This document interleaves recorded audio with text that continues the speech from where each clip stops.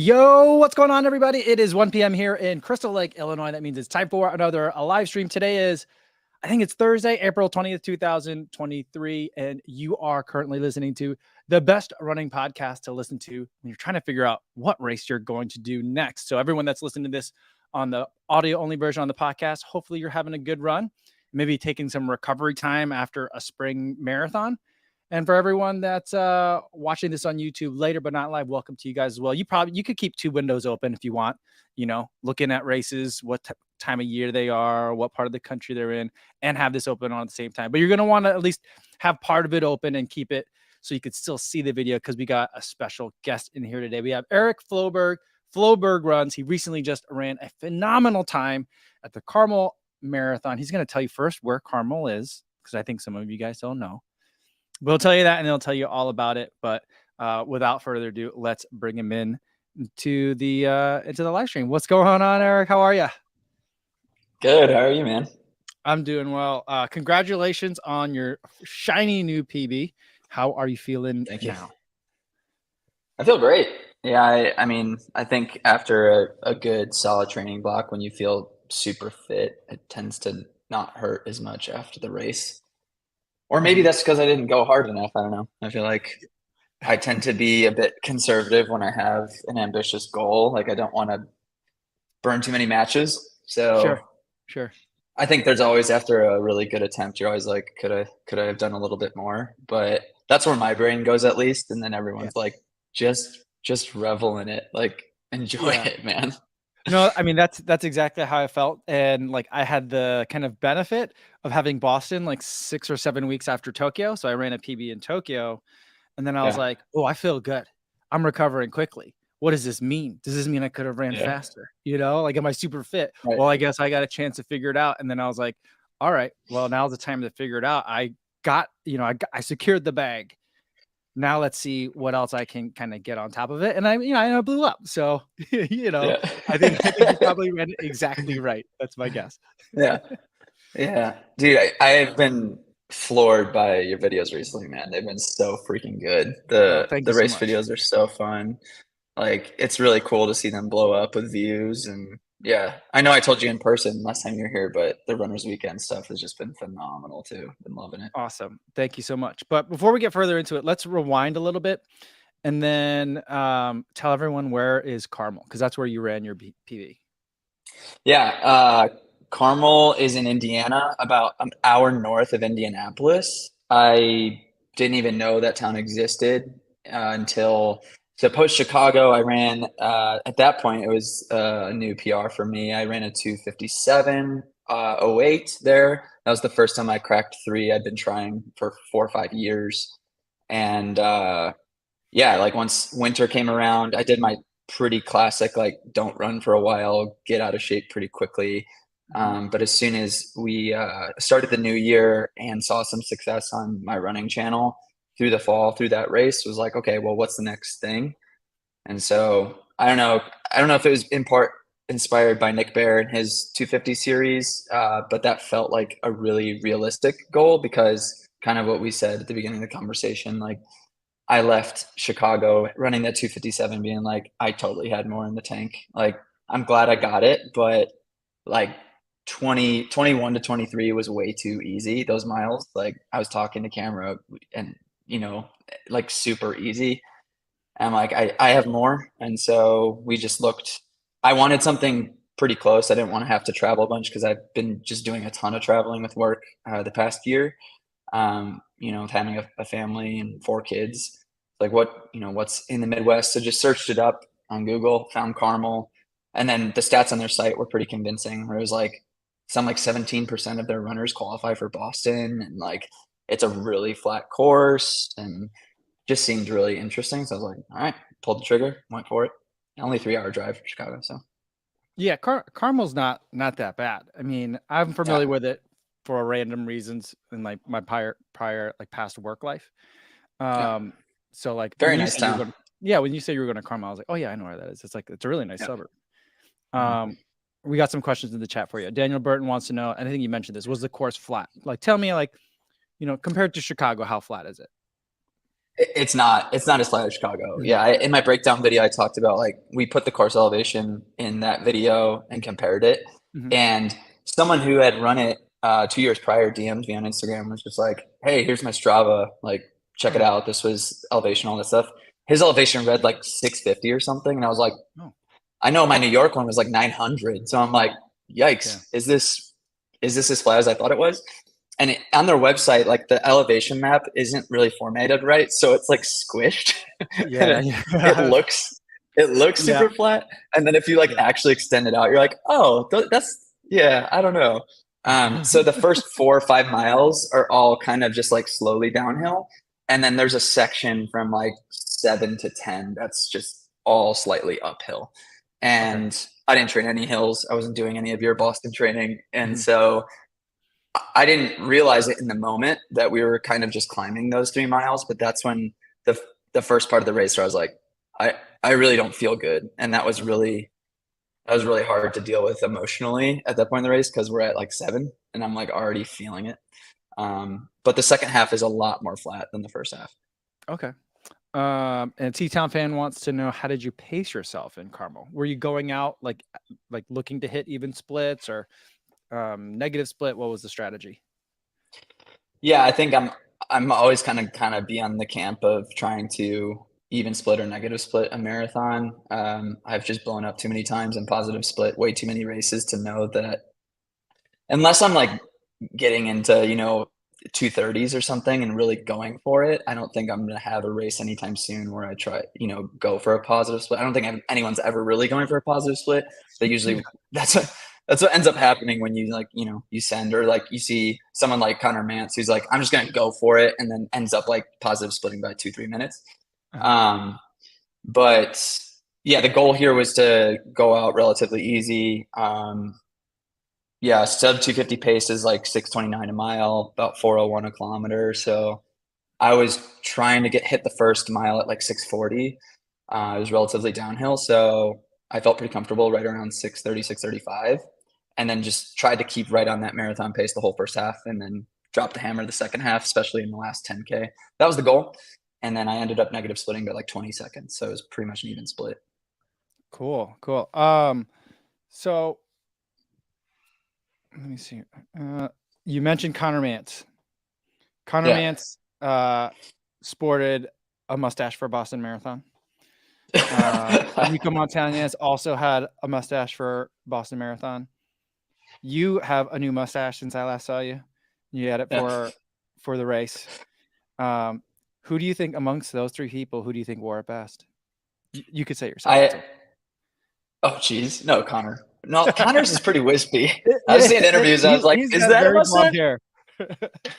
The first time I saw he was getting interviewed on like the local news, and I was like, "Wait, what's going on? I mean, I'm not one to talk like this is like a year's worth of growth for me. So like, Yeah. it took me a very long time to like it took me like entire pandemic to grow Yeah. like a mustache, but his was just like, oh, that's a bold choice to go on like even local TV with that. I'm like, all right, he's gonna try, he's going for it.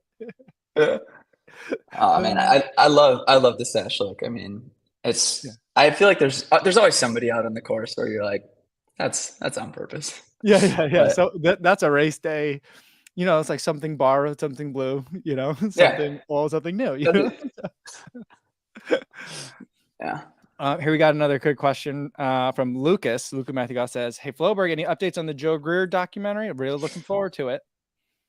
Yeah, this has been kind of a resounding sentiment and question that's been asked a lot. Yeah. And I mean, I wish it was an easy answer, but right now we're in the process of editing the entire thing. And in 2 more weeks, we're going to do our final trip down to Nashville to do final interviews, wrap everything up, any other B-roll we need. As we're in the editing process, we have some more insight as to like some visuals we'd like to just kind of tack on, where we would need Joe and his wife and coach.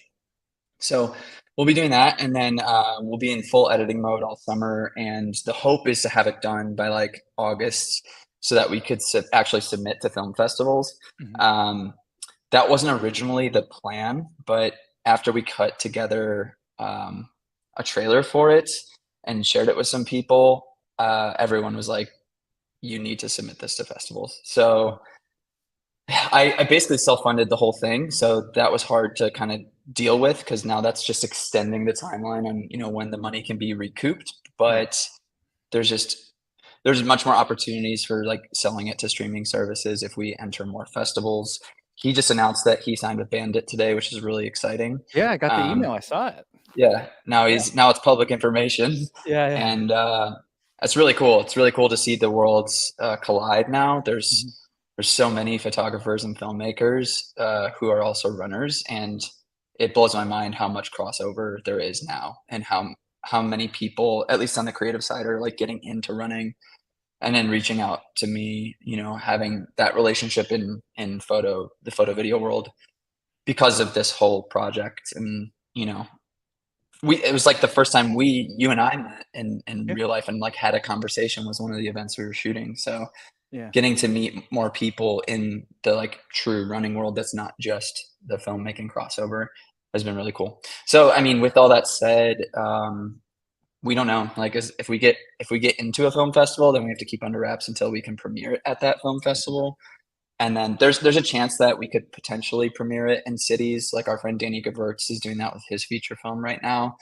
The way he cheats the system is like he can have people like be contributors to the film, and that's the way they can view it without being open to the public. Okay. So that's an option, but it's probably not going to be available till like mid late 2024 if we go the festival route and get accepted. So Okay. it's a Yeah. I mean, because bummer news, but yeah, the yeah. I mean, but that reality. answers a lot of questions because I was like, you know, one of the things I love to have for a happy hour is running creators, and you're unique because you're more on like not just YouTube. You're actually trying to, go a more, I guess, traditional indie route. Does that even make sense? Yeah, Where like you're trying to like you have to talk about like, well, who's funding this film? Who's going to be doing the distribution? What are your plans for that? But I mean, I guess that answers some of the questions if it's self-funded. But like what I mean, how do you even start to think about like distribution for something like that? I mean, I know how to like put a video up on YouTube. That's as far as my right. understanding of distribution goes. But like, I mean, like, how do you even start to understand that world? Like, what's your experience there? Or are you just figuring it out as you go? Like, let me know. Yeah, I'm a total rookie on it. Love it. Love it. But we've been rubbing shoulders with people who have tons of experience, and it's like it's getting into people's DMs and like Mhm. people I never thought I'd be talking to. There's a huge director by the name of Ryan Booth who has done commercial work and been on TV sets and movie sets and all sorts of stuff. Like every Fortune 500 company you can imagine he's done commercials with, and he's a huge name in the film world. And he got connected to us through the process of shooting the documentary. He actually came out to the track in Brooklyn one day in May and just met all of us. And then we invited him out to CIM for Joe's race, Mhm. and he came out and just hung out with us at the Airbnb for the whole race weekend. It was super encouraging, and so like having those resources has been really beneficial to see like which directions we can go, what's even possible through this process. Like Peter McKinnon ended up in my DMs. I'm just like, never thought that would happen, Yeah. and him and Maddie Hapoya have been kind of talking. Maddie has been the executive producer for Danny Gewirtz's film. So yeah, it's cool to like get connected to all these people and figure that out. But the original plan was like we would make our own website, we would do a pay-per-view service, and then we would kind of sell a course on like how we shot all of it so that other filmmakers could see what the process was like for shooting, editing, distributing, all that stuff. And hopefully, like recoup the money that way. That still might be the way we go. And just like adding a bunch of assets like prints and sign prints and like different courses and events and just ways to recoup all the money we spent on producing the whole thing. But hopefully all of that won't have to happen if the film gets purchased by a streaming service, which would most likely happen through premiering at one of the festivals. So Cool, man. yeah, That's a whole different world. it's really intimidating. I have anxiety about it like every day. So. All right, we got some race questions here for you too. Smallest 22, Yeah, Miguel, who just ran Boston, wants to know what did your yeah. race plan? I think Miguel ran about the same time in Boston as you ran in Carmel. but he wants to. I mean, Oh, I guess he's sweet. checking notes for his competition. I mean, that day at Boston is a much better effort than my beautiful day in Flat Carmel. Um, yeah, so fueling plan during the race. Well, right before I switched up my fueling plan this time back in Chicago. Well, like you saw at Grandma's Marathon last year, like every race I've always had an issue of just puking my guts out anywhere from 15 to 20. And it's not like a quick, like it's like a pull off the side of the road, like release everything that's in my stomach kind of puke. I remember that day was so funny. You were just like, "What are you fueling with?" And I'm like, "I don't know, honey stingers," and they're like in my belt. And I would like even at that point, I wasn't fueling correctly in a marathon, and I was obviously reaping the benefits of that. And so last year in the fall, I got on Spring Energy, and that was the first gel that made me feel not super nauseous in training. So I really stuck to 3 flavors. It was their speed nut, like the blueberry chocolate, whatever, berry chocolate, and then their strawberry smoothie, the canterbury, and the apple cinnamon one, awesome sauce. So I rotated between those 3 in Chicago. So I just went like non-caffeinated, caffeinated, non-caffeinated, caffeinated, just throughout and tried to get all 6, but I puked the last one at 23 while running and then just kept going. Um, so that was good because I was like, okay, well, I could puke and run and still get a sub 3. That's great. But let's maybe try to avoid that at Carmel. Yeah. So I knew that the awesome sauce was the one that sat with me best. I was nauseous taking the speed nut at 20 in Chicago. Like as soon as it hit my mouth, I was like, "Ooh!" And so I got that one down at 20 in Chicago, but then the awesome sauce at 22, 23 was just done. So I was like, I'm going to take the caffeinated one before the race. I'll have coffee before. I'll take a caffeinated one pre-race, and then I'll just do awesome sauce the whole time, and I'll only do 5 instead of 6. So I had the normal breakfast I do, but we ate it a little bit too close to race start. So both my friend Omar and I, we had shared an Airbnb together. We just ate the same breakfast. We both went to the start line feeling the same, with kind of just like heaviness in our stomach. I took the speed nut like way too close to gun time. Like it was so cool to be in the corral and people were like, "Oh, I've been watching the series," and I'm like having the conversations about that, and it's just really fun. And I'm like, "Oh shoot, I need to take my gel." So I took it like 5 minutes before the gun, Yeah. and then it just felt like it was still sitting in my stomach. So I didn't take my first gel till 5. The plan was 4, but I took it at 5, and then I just forced myself to eat one every 4, every awesome sauce every 4 miles. Only took 5. I almost puked on the second one, and I almost puked on the last one. So I didn't puke at all the whole day. So that was great. But I kind of took some of Ben, I forget Felton's advice of just like taking it slow on the last one. So that was like around the 20, 21 mile mark. And taking it slow like really helped me not throw it up. But yeah, By I taking it, can't. so you mean like eat half of it, hold it for a Yeah, minute, and then eat the rest? Yeah. yeah, yep. Just kind of like hold it in my mouth, wait till I'm ready to swallow again. Just yeah. Yeah, no, But I've done the same thing where it's just like I got the Martin gel, I'm just like nibbling at it, and then mm, I'm just kind of like holding it. I'm just running and like another nibble, and then yep. eventually you get the whole thing down. Hmm. Yeah, and I did salt pills. Like I usually do those Okay. in between gels. But on the second time, I just had them in a plastic bag, and I grabbed a cup and the bag, and like accidentally spilled a ton of water inside the bag. It was just like frick. So this godsend of a guy, Ethan, he was like pacing me the whole race. Yeah. And I was like, "Can you hold this real quick?" So he held it while I like got that one down. And I was like, "Thanks." And then when I pulled it back out at like 18, it was just like a clump of salt tablets. Yeah, it's like you had like paper mache in your pocket, I bet. Yeah, yeah. So I like sort of took one at 18. It was just like pouring salt in my mouth, and it was Yeah. awful. So I was like, "That's the last one of that." I just think that salt tabs have such a delivery problem. Like if they Yeah, could solve that, the product would take off. But it just like having to put it in a baggie or whatever is just that's not it it. sucks. That's not it. They got to keep working. Especially when you have gloves. It's just like it's hard. But like, why'd you take salt if it was like a chilly day? I mean, I usually don't even really worry about salt tablets unless I'm like, I know it's going to be a sweaty day, like super hot. Yeah, Yeah, I just had once I made the mistake in 2020 of not doing it and cramped Mhm. up super hard. I was Okay. like, I don't care how cold it is because I had the same thought on my New York City virtual that I ran along the Mhm. lake, Yeah, I remember that and one. that day was like it was like 35 degrees, and I I was like really close to 3 hours. And Mhm. at like 21, I had a full cramp on quad on one side, hamstring on the other. And I'd never experienced that before. Like debilitating, couldn't run at all, had to walk through it. And from then on, I was like, I don't care. It's not going to harm me. I'm just going to take salt Okay. and Yeah, then makes sense. Gatorade as well. So JJ and Sienna wants to know what's your choice for a race watch or a training watch? Either one. yeah, I mean, you'll come to realize real quick I'm not like a total gearhead. So Yeah. I just don't even know the options. I Okay. haven't researched because I got like the Garmin, what is it, the 735. It's like the old Okay. triathlon one Yeah. basically. Yeah. I've just rocked this ever since I got it. Okay. And that's all I use for training and racing. As long as I have my pacing for splits Hmm. and can manually lap and Yeah. shows a relatively accurate heart rate, that's really all I care about. So, Graham Hain wants to know: have you started thinking about your man, next goal? Or are you still in celebration mode? This is what question I wanted to know. I'm like, where's he throwing down yeah, next? Or is he yeah, just like, I'm gonna chill for a little bit? 248 is yeah. pretty good.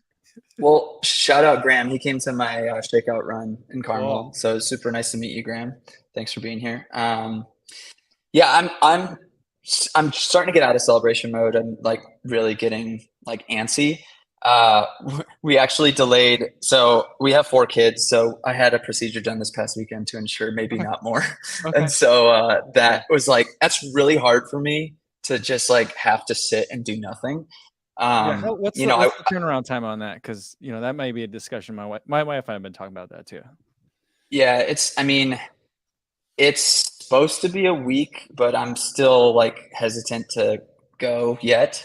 Okay. I'm just gonna like I'm definitely, and I don't think that's normal for a lot of people. I'm just taking it day by day and not I'm not gonna try to push it Okay. because I know there's still fitness here, and if last year is any indication as to like how this year will go, the fact that I stacked in the spring to grandma's and then stacked again in the fall, that was the first time I'd ever gone like 2 blocks in a year. So, and this is the first time I've ever trained like diligently through the winter. And so I know I'm going to be ready to go once like it's warm every morning and I can get out Yeah. before, sunrise and everything. Mhm. So yeah, it's been my last run was Friday morning of last week. So I'm hoping to get if I feel all right tomorrow, I might do an easy one, if Okay. not Saturday, which is what they recommended. So, um, but yeah, once that's the case, I'm just going to keep base building through at least a month and a half. I have the Chicagoland Spring Half Marathon I'm going to do on May Okay. 7th out in Schaumburg. I'm going to try to really send it on that one. Um, it's been hard for me to really dial in what I want the next goal to be. I think in my head, I'm kind of gunning already for like the 242 to 244 window. I Mhm. think is realistic, but I'm just going to kind of take it as it comes this summer and see how the fitness goes. If I'm getting faster and fast workouts, um, a friend who coached me last fall, he thinks like over a few years I could even be sub 230. I'm like, I don't know. That's a That lot. sounds insane. That's a long way away from I'm just like, 248. I'm not saying yes, no, but I'm just saying it. Yeah, I I, know I know, how I know. scary that feels. He says stuff like that, and he was saying that like before I did my sub 3. He's like you're really in the 240s, like that's, and I was like, I don't know, man. And then Yeah. that happened. He's a 221 guy, so I don't know if it's just him being over ambitious or that's just kind of how he is with like being optimistic. But hey, if that's a possibility 2 years from now, like I'm not going to be opposed. But uh, just taking it one step at a time and figuring out, what keeps being possible for me. I think ultimately, I haven't done any strength and conditioning in these blocks, so like I'm ready to add that in this summer and fall and see what that Yeah. does. Ready to get better about nutrition and just start changing those variables that can get me faster. So. RK712 says, "Are you doing Chicago this year?" hmm You are. Yeah, Okay. yeah, I'm planning on it. I completely signed missed the signing window. So uh, I don't have a bib right now, but I was Oh, just okay. planning on going charity again, Okay. unless the channel blows up more and I can find a way to get a bib. I don't know. But that's never stopped me in the past. Like I've just, gone with a charity and done it that Yeah. way. I don't have a plan to any other marathon until then. I'm really hoping to do a good bit of like 5 and 10K over the summer. Mhm. Um, that 10K time trial I did almost a month ago was like the first time I've ever actually raced that distance. Yeah. And I really like that distance a lot. Like it's painful, but it's just so minimal in comparison to a marathon.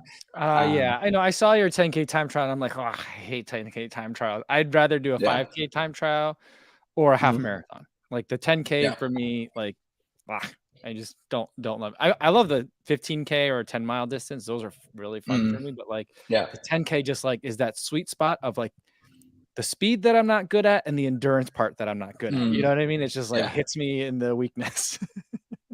It's Uh, pain, man. It was a yeah. lot of pain.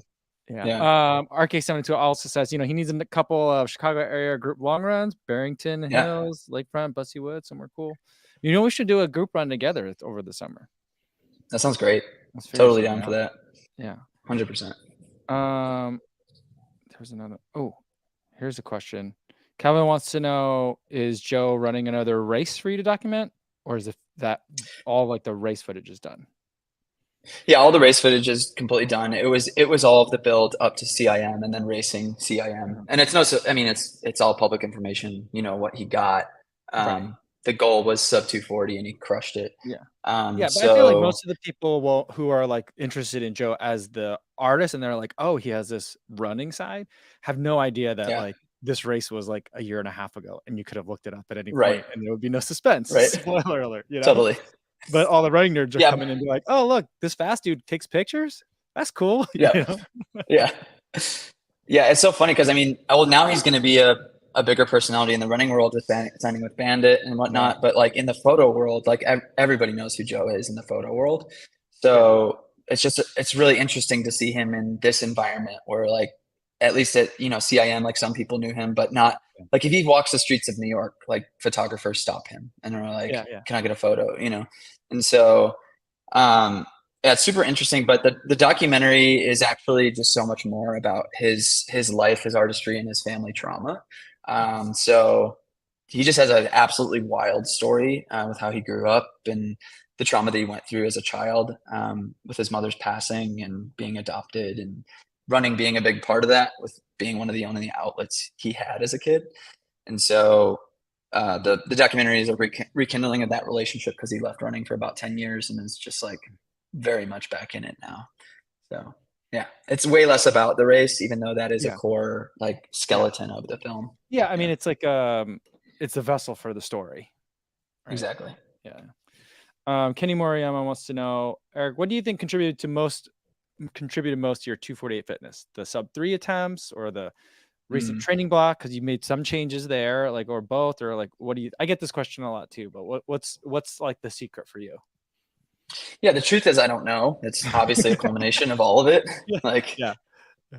I'm not an expert on it, but I think yes, I think stacking 3 training blocks back to back to back was insanely helpful. Yeah. There is something to be said about running a lot of miles over a long period of time and just having a very very solid base. Um, Faster times become much more realistic. I don't think I don't know. And the mileage could have been the thing that like really sent this one Mhm. because I got up to like 70, 80 mile weeks. But I really tapered off of that the last few weeks because it started to feel like too much for me. So I kind of came back down to the high 60s to low 60s towards the end when I was supposed to be doing 70s, 80s still. And I was on the Fitzinger plan with advanced marathoning in the 60 to 85 mile a week plan over 12 weeks. I really think it was stacking multiple blocks and taking the workouts really seriously. I think the base over time to me feels like what's super important in that regard, but then the actual workouts in a training block and making sure you're healthy and ready for those so that they can extend your fitness to the best it can be.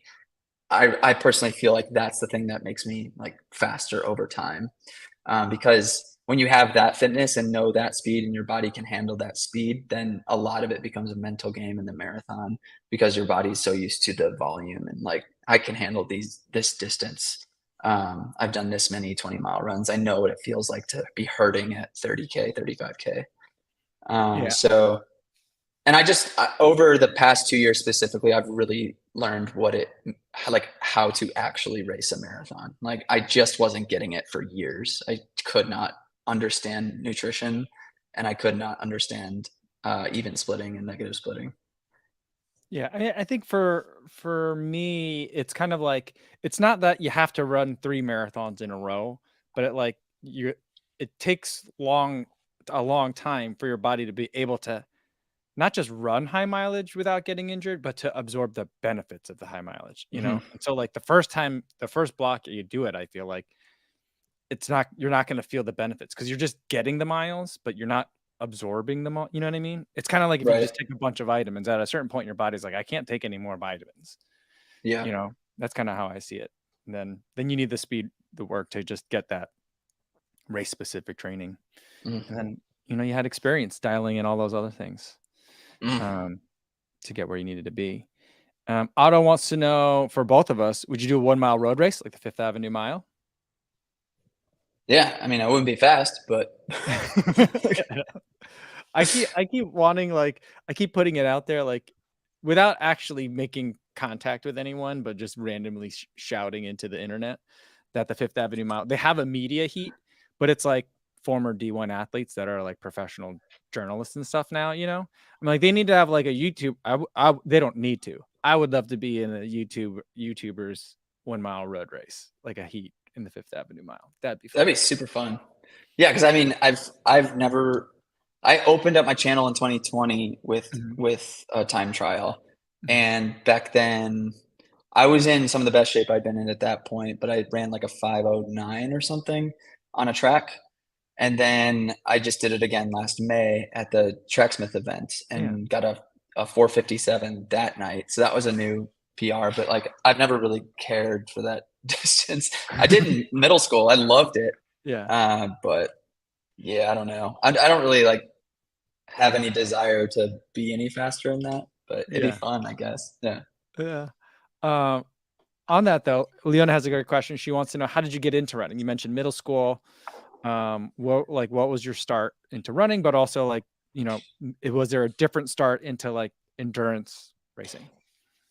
Yeah. I love her profile photo too. It's like so clearly CIM. I love that. I love that I know what that is now. Yeah, yeah. um, like I'm a real marathoner now. Yeah. I got into it in middle school. Like we ran the mile run in gym class in like fifth and sixth grade, and I had like the fastest time in my grade. And I was like, oh, like I can do this. Like this is fun. It's not that hard. And it was like a 6:15 or something, and and so it was always my goal, like in gym class, to like be the fastest in the mile. And so seventh and eighth grade, I did cross country and track. Had a lot of success in my district, and like won in cross country, won the mile in track. But I just hated it a lot. Like I hated the pressure Yeah. because I was like the leader of my team's pack.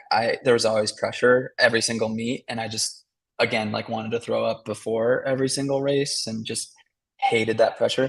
So my high school, I actually went to Palatine, and Palatine has like a very good cross country program. There, I don't know what they are now, but when I was there, they were like always top three in state. And the coaches were like at our district meet when I was in eighth grade, like talking to me to be like, "All right, you ready to join cross country?" And I'm like, "No, not at all." Um, so part of me wonders like what it would have been if I did, because I ended up doing a bunch of other stuff in high school, and I didn't pick up running again. Like I did other sports, I was really active in other things, but I didn't pick up running again until like I ran a bit in college, just here and there, just to work out. And I think at that point, there was one summer I ran 10 miles, and that was huge for me. Mhm. And I think at that point, I was like, just in the back of my head, like a bucket list idea for would be to run a marathon. So it took me all the way until 2017 to like actually sign up for Chicago through charity. Mhm. And then me having the attitude of like, oh yeah, I've always just been a natural kind of gifted runner. Like, yeah, I'll go. I could qualify for Boston. I could get a sub 3. Okay. And so Yeah. I had zero training plan, just like went out a few times here and there. It was like, yeah, someone said you have to do like a long run. Tried to do like I tried to do the 13 miler and like got absolutely wrecked. And I'm like, Okay. I don't know. Adrenaline will be fine on race day, and just got my butt completely handed to me. That first one ran. I think I went through half at like 1:35 and then finished at 3:50. So like Okay. my second half was like a 2:15, and yeah, so it was cool to go under 4 hours, but it like an absolute mess of a race, being way too confident and not understanding it at all. And yeah, I just did that for a couple of years, but just kept coming back to it. Like I loved the environment. And by that point you were starting to release your Chicago vlogs. And so I would like rewatch those. I've told you this, but like Mhm. I'll rewatch the 2018 one over and over. And like, those are some of my first marathoning days. So like, it's so nostalgic for me to watch those races. It was awesome to like be in the 2019 one. We're like running side by Yeah. side most of the Yeah. race. I remember. Do you What remember me tapping you? Do you No, I remember me don't. tapping you?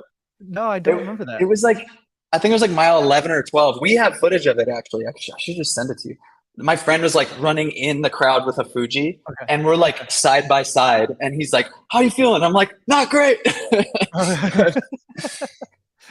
But that was like 2019 was the first year. Like I had a friend coach me who kind of knew what he was doing. And Mhm. that's when I got down to like a 3:10. So Okay. like I That's a big finally drop. started to understand it a bit more, and still positive split, but that was the first marathon I hadn't stopped and walked. So Mhm. yeah, Yeah, I remember we that was a ran long together answer. for Sorry. a long time that race. But Yeah. I didn't realize that until like later when I was looking Mhm. back at footage of it. I'm like, "Oh, that's Eric. He's right there." And Yeah. I'm like I'm scrubbing through. I'm like, "Oh, Eric's still right there. I'm right there by Eric again." It was just such like a small world kind of moment. Yeah. Because we were running the 3 hour pack, I think, or just like right around it. Because that was my goal that day. Okay. Yeah, I don't yeah, Or were maybe. we behind it? I We don't had to have been remember. behind it. Yeah, At that point I'd never been in front of a 3 hour pack. yeah. I'm not sure. Um, but yeah, I don't remember what the goal was for that year, but yeah. I just Um, remember it was like 20, I think it was around 24 where you were walking, and then I passed mhm. you, and I was like, what? And I Oh, yelled at you then too. okay. I was like, what's wrong? And you're like, just go. I'm fine. Go. That sounds right. I remember that. Are you gonna be going to CIM again this year? Because you didn't run it last year because you were filming. Right. Have you ever run I CIM? I haven't. I'm currently signed up Okay. for it, Okay. but I don't know. I think I'm just gonna kind of make a game time decision. Like Sure. once Chicago's over, if I like nail that race and feel pretty satisfied, I'll probably check in with my wife and be like, should I? Yeah. Yeah.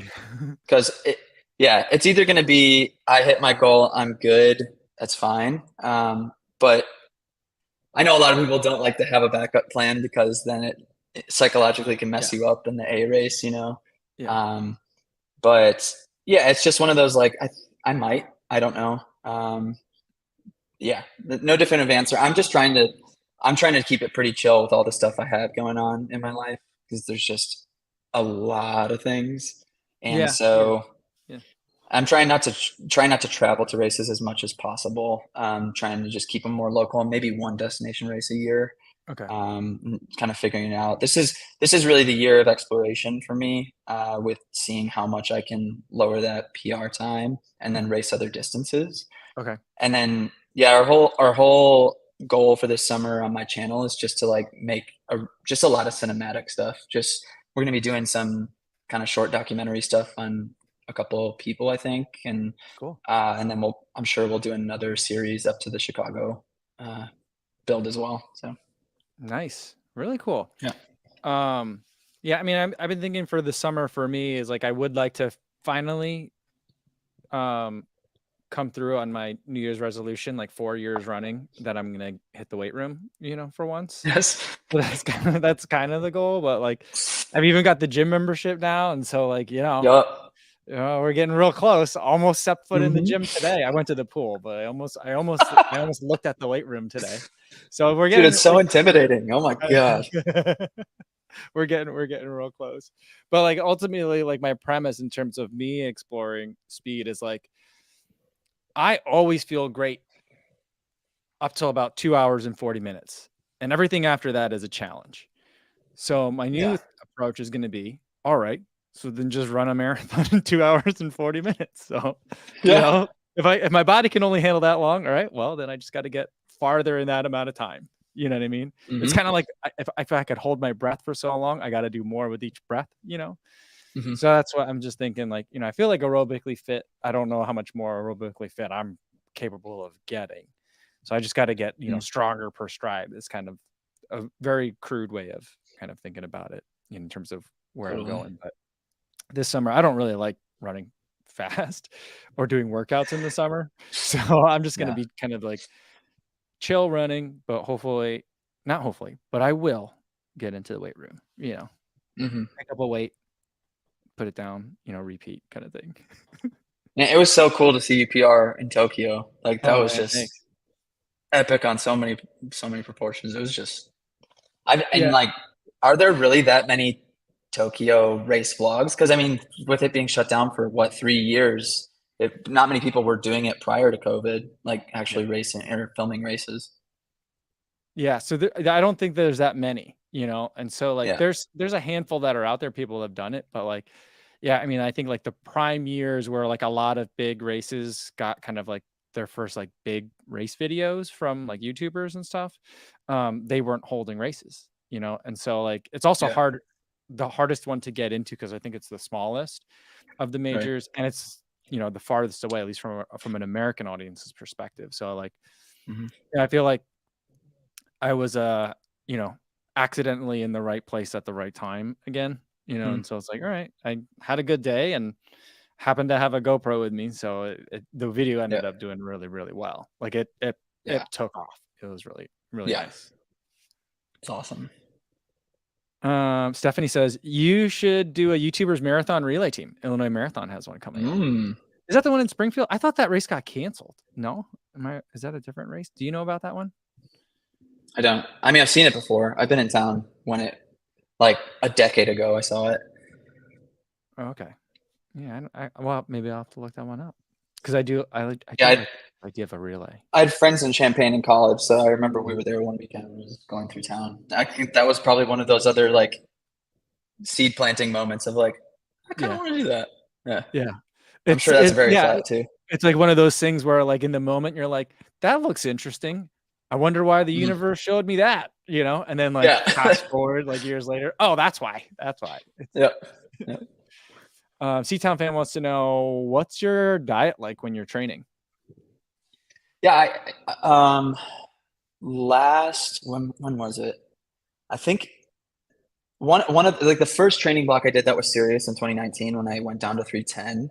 I was like militant about it. I was like, no sugar, no dairy, and I like slimmed down to the slimmest I had ever been in adulthood.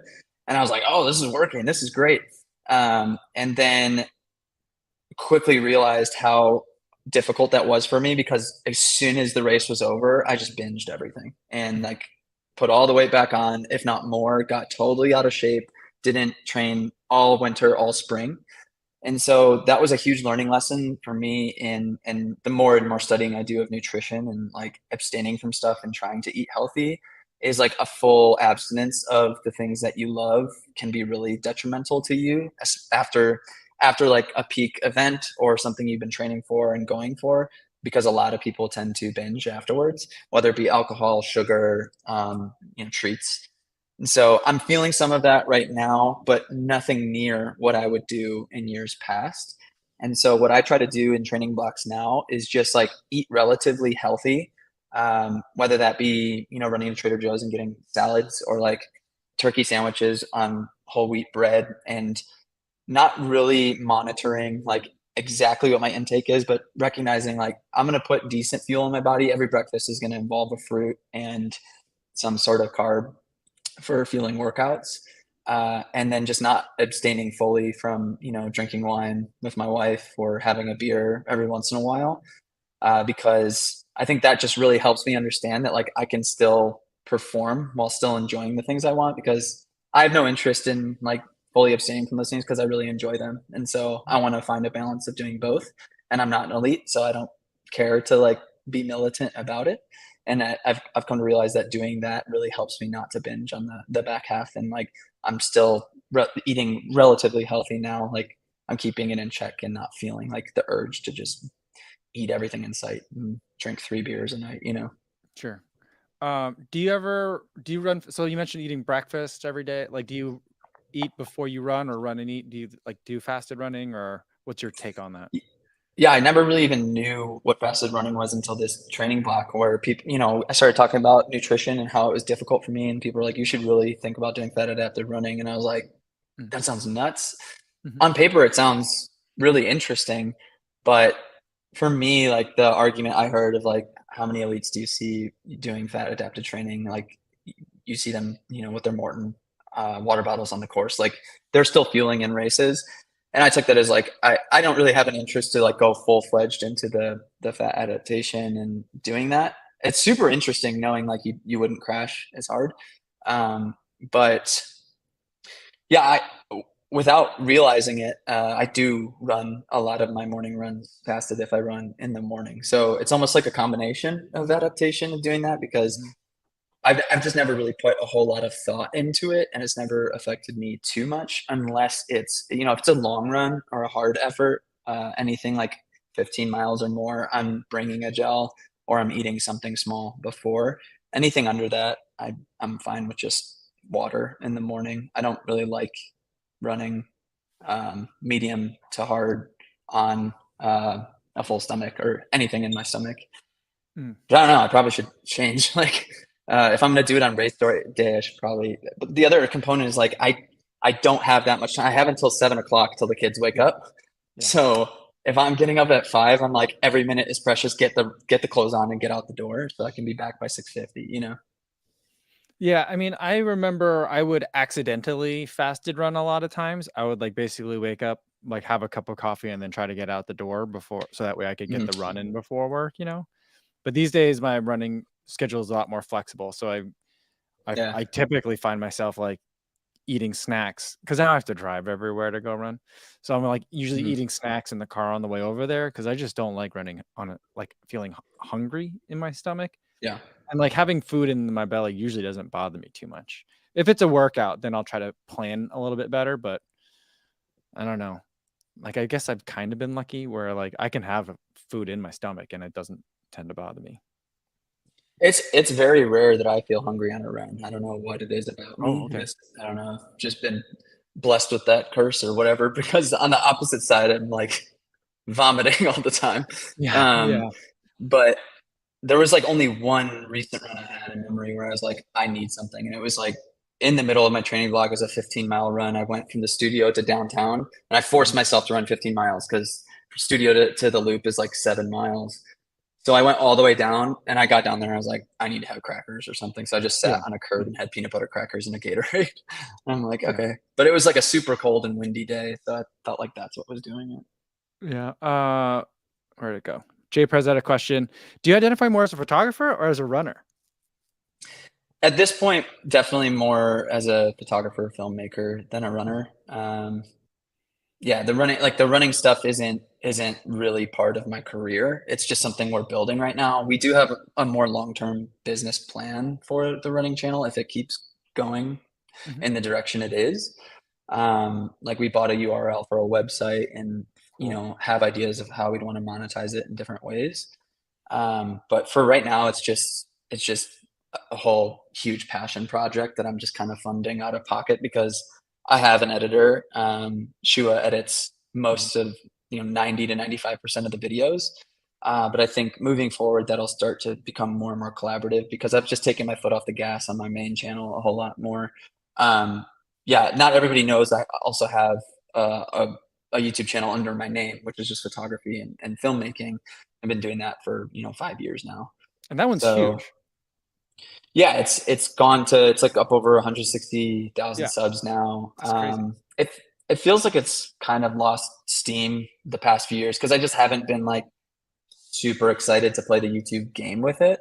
Mhm. Um, I found myself looking at channels like yours and just feeling really jealous because it's like you can consistently talk about this thing you really love just all the time, and people are like, "What are you talking about? You love photography. Talk about it all the time." I'm like, "No, no, no. I don't like talking about cameras. Like, I don't Yeah. like talking about gear and all, and people nerding out about that stuff. I love making art with a camera. Mhm. I love film photography, a medium that's much slower. So a lot of that world revolves around like keywording all that stuff and like what's the next gear and the next event. And I'm like, I just don't care about that. Yeah. So I feel like such a kind of unicorn in that space. So I don't know. Yeah. Yeah, I mean, like, I also feel like in the photography space, because I do follow a handful of channels, including yours.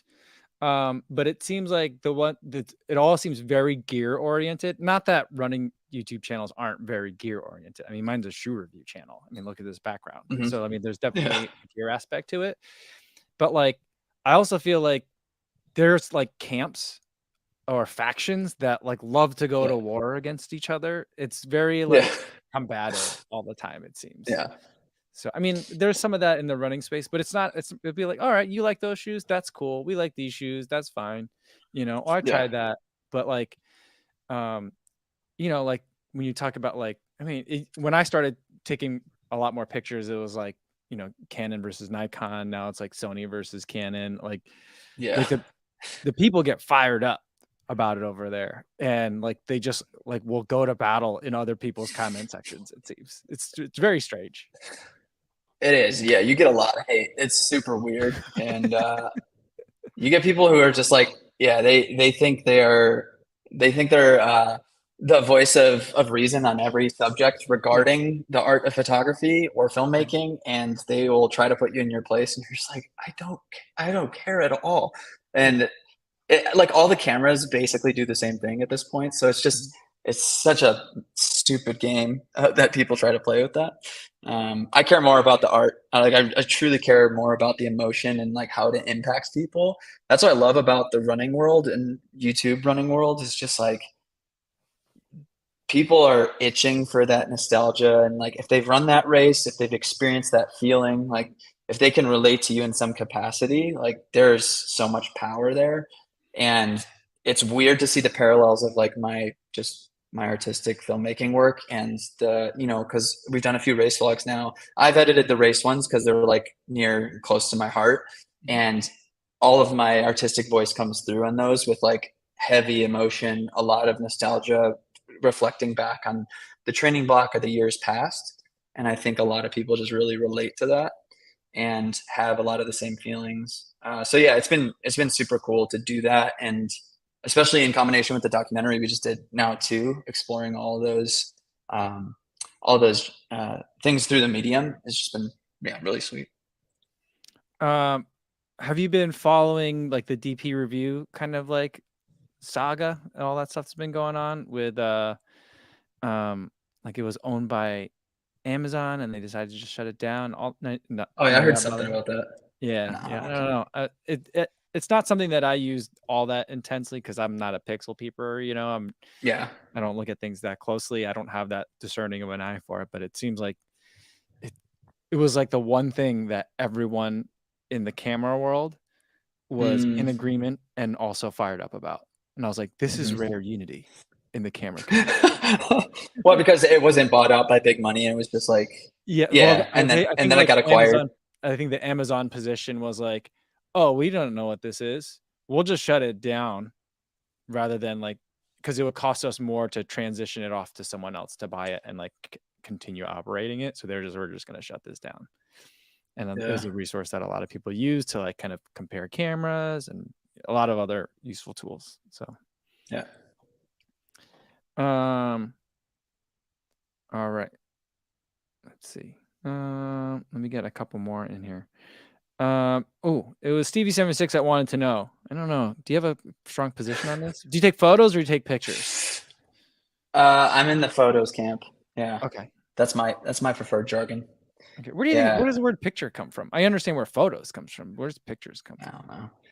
I feel like picture a picture could be an adaptation of motion picture, Yeah. but But then what is picture, motion picture? I mean, motion picture modifies picture still though, So where right? does that come from? Well, motion picture is like a pretty elitist way to talk about filmmaking. I feel like, oh Okay. yeah, Yeah. I'm in motion picture. um, Can you imagine if but someone told you that? What do you do? Oh, I create motion pictures. I'd be like, you mean like stop animation? well, what's really funny is like in the film photography world, like there's memes that people like, they'll talk about all the stereotypes that, Okay. super Yeah. hip people in the photo world. Like there's memes where like it's the brain emoji where it's like Okay. making photographs or uh, like creating still imagery. Like everyone will use words to like try to be an artistic expression of what they do. So I think that's what this question is pointing at. Yeah. Um, Yeah. but yeah, like if you say you make photos, like people are like, okay, all right, Yeah. like yeah. But I, I'd you know, say I take photos. yeah, I usually like to think of what I do is I make home videos when I talk about like my Yeah, race vlogs and stuff like that. I just make home videos. Other people like to watch them too, but they're kind of home videos. yeah, That's it's my true. take on it. Yeah, like I mean, I've been thinking about something a lot is that because like for you, what you're doing with your photography work, clearly it's art, right? And so do you consider yourself an artist? Or do you think Yeah, like photographer or like do you think artist feels like a weird label? no, I definitely consider myself an artist, but I think if there's a spectrum in the artistic world, I lean more entrepreneur than artist. Sure. If those are the separate ends of the spectrum, because they tend to be like there's a lot of Mm, photographers and filmmakers who are just wildly artistic and then have no sense of business at all. I tend to think myself more as like a holistic entrepreneur, like more on that side, who's also an artist and uses art as a medium to grow a business and mhm. to captivate an audience. But yeah, I think that's more an accurate depiction because like I'm someone who could see myself leaving photography and filmmaking and just like getting into more real estate or running other kinds of businesses. I You don't don't care think to that they'll right drive you now. crazy if all you had to do all day was just take pictures of like bedroom, like here's the third bedroom, here's the fourth bedroom, and like that's the only No, thing not you taking shoot pictures of camera it. for? Like, Not taking pictures of it. No, actually okay. doing real estate. I'm No, like, I'm you not would not be interested happy in doing real that. estate. No. No. No, I've like toyed with, doing Airbnb or I hear you. like we own a condo and have Right. Yeah. renters, like the condo we used to own. So, I mean, I could talk about all the passive income stuff, but that's more like on my main channel.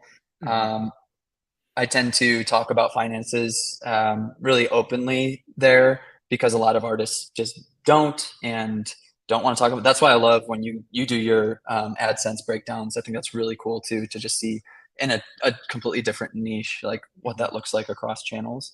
Yeah. Um, yeah, I think people tend to see transparency on YouTube as a huge trust builder and like true actual transparency, not like BS transparency.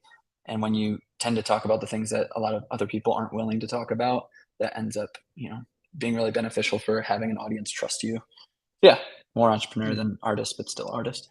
Well, I mean, I think where I'm going with that though also is that like because I had a conversation with Thomas at Believe in the Run over Boston Oh weekend. yeah, I think it was over Boston. Yeah, I think it was over Boston weekend.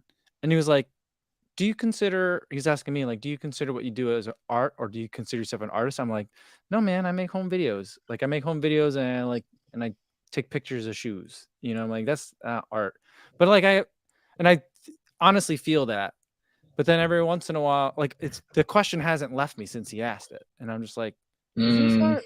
What it makes it art? I don't know. I don't know. It feels weird I feel like I'm more like, I feel like I'm kind of, I had told him at the time, I feel like kind of like maybe I'm an artist, but in the sense that like a writer might be an artist is like, not like I'm the Hemingway of running videos, but like in the yeah, way that like Hemingway doesn't sit down and like present, like, my name's Ernest, I'm an artist. He'd be like, yeah, I write, whatever. yeah, I just kind of like, I don't know. I'm having a hard time with that, like understanding what it is that I'm doing here. I don't know. yeah. Because I'm exploring, I guess. It's also okay to just not define it, because That's true. the Okay. lack of definition of what it is what makes you a unicorn, I think. Okay. Like that's what makes it super interesting, and you kind of let the audience decide if it's art or not. Because, like I said, your Chicago vlogs of the past, like Mm. that's art to me. Like that, Okay. Yeah. like I will always go back to those videos and really enjoy them. And like it's creepy. Like I know what the people say at different points in the video because I've like listened to it on so many Yeah. runs, Yeah. you know?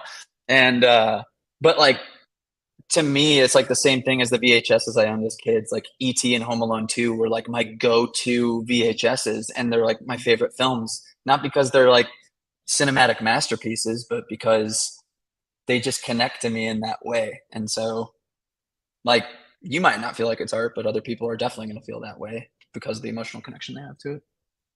All right. Well, I appreciate that. Thanks. Yeah. Um, Also, I Believe in don't. the Run. Been Yeah. loving their podcast. Yeah. I've Yeah. This really is a been good one. enjoying that. It's just kind of like I know they're putting out like 2 podcasts a week now, and I'm like, I could use Crazy. another one. I mean, I've been running a lot, so like I could use more. You know. Awesome. All right. Well, I don't want to take up too much of your time. We're already at the hour. The You're hour has good. flown by Yeah. for me. Thanks everybody for being so kind to our guest here this week. And Eric, congratulations on 248. Let people know Thanks. where they can find you if they want to learn more about whatever you want them to learn about first. Sure. Yeah, I'm always really bad at plugging myself, so I'll say a few things. I'm always just like, I don't know, search for my name. Um, for the running stuff, it's just Floberg Runs, just my last name, Floberg Runs. My main channel is Eric Floberg on YouTube. But we also, it's not running related, but we have a podcast and the creative side as well called Rally Caps, which we're getting back going this year. But yeah, I mean, you'll see if you follow those two channels, you kind of see like all the stuff that we do at Creative Club, our studio here, and yeah, all the stuff we're up to. Awesome. I've just visited the studio. It looks great. Thanks, man.